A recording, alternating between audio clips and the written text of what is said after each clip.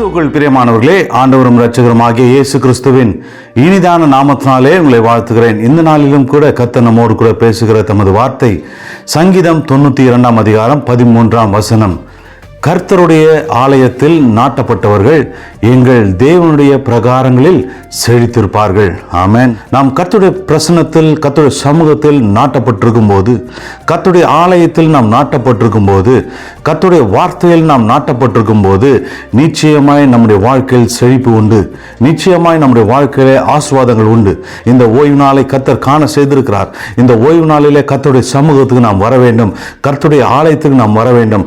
நம்முடைய வாழ்க்கையில் எடுக்க வேண்டிய தீர்மானம், ஒவ்வொரு ஞாயிற்றுக்கிழமையும் ஒவ்வொரு ஓய்வு நாளை அனுசரிக்கிற நாளிலே என் கர்த்தருடைய சமூகத்துக்கு நான் வர வேண்டும். என் கர்த்தருடைய ஆலயத்தின் ஆராதனையில நான் கலந்து கொள்ள வேண்டும். என் கர்த்தருடைய ஆலயத்தின் ஆராதனையில நான் பங்கு பெற்று நான் நாட்டப்பட்டவனாய் காணப்பட வேண்டும்.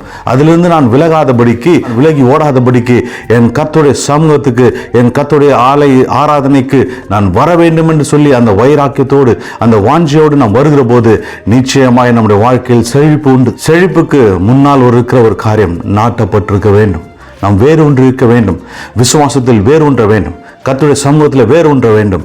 என் கர்த்தர் எனக்காய் யாவையும் செய்வார் என்ற நம்பிக்கையோடு நாம் இருக்க வேண்டும். அப்படியே நாம் இருக்கும்போது நிச்சயமாய் நம்முடைய வாழ்க்கையில ஆசீர்வாதங்கள் நிலைத்திருக்கும். ஆசீர்வாதங்கள் நிலைத்திருக்கும். கர்த்தர் சொல்கிற ஒரு வார்த்தை, கர்த்தருடைய சமூகத்தில் ஆலயத்தில் நாட்டப்பட்டவர்கள் பனையைப் போல செழிப்பார்கள். பனையைப் போல செழிப்பார்கள்.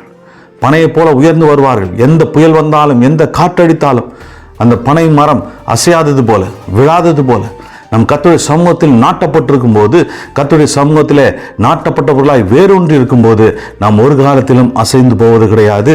ஒரு காலத்திலும் நாம் வீழ்ந்து போவது கிடையாது. கர்த்தர் நம்மை உறுதியாய் நிற்க செய்கிற தேவனாக இருக்கிறார். அவர்கள் முதிர் வயதிலும் கனி தந்து செழிப்பாய் புஷ்டியாய் இருப்பார்கள் என்று இதே வேத வசனத்திலே கடைசி வசனத்தை நாம் பார்க்கிறோம். கர்த்தருடைய சமூகத்தில் நாட்டப்பட்டவர்களை, கர்த்தருடைய சமூகத்தில், கர்த்தருடைய ஆலயத்தில், கர்த்தருடைய பிரசன்னத்தில் நாட்டப்பட்டவர்கள் முதிர் வயதானாலும் கனி தருவார்கள். முதிர் வயதானாலும் அவர்கள் செழுமையாயிருப்பார்கள். முதிர் வயதானாலும் அவர்கள் புஷ்டியாக இருப்பார்கள். முதிர் வயதானாலும் ஆசீர்வாதத்தில் குறைவில்லாமல் இருப்பார்கள். நாம் புரிந்து கொள்ள வேண்டிய காரியம், நான் கர்த்தருடைய சமூகத்திலே நாட்டப்பட்டிருக்க வேண்டும். கர்த்தருடைய ஆலயத்திலே நாட்டப்பட்டிருக்க வேண்டும்.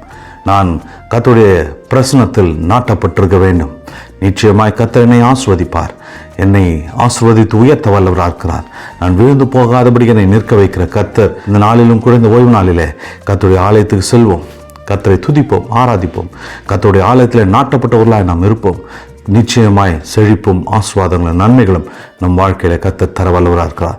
எங்கள் அன்பின் பரலோக பிதாவே, இயேசு கிறிஸ்துவின் நாமத்தினாலும் சமூகத்தில் வருகிறோம். இந்த ஓய்வு நாளிலே சமூகத்தில் நாங்கள் நாட்டப்பட்டவர்களாய், உமது ஆலயத்தில் நாட்டப்பட்டவர்களாய், உமது பிரசன்னத்திலே நாட்டப்பட்டவர்களாய் நாங்கள் காணப்பட்ட கிருபை தருவீராக. அப்பா, நீர் எங்களை நடத்துவீராக.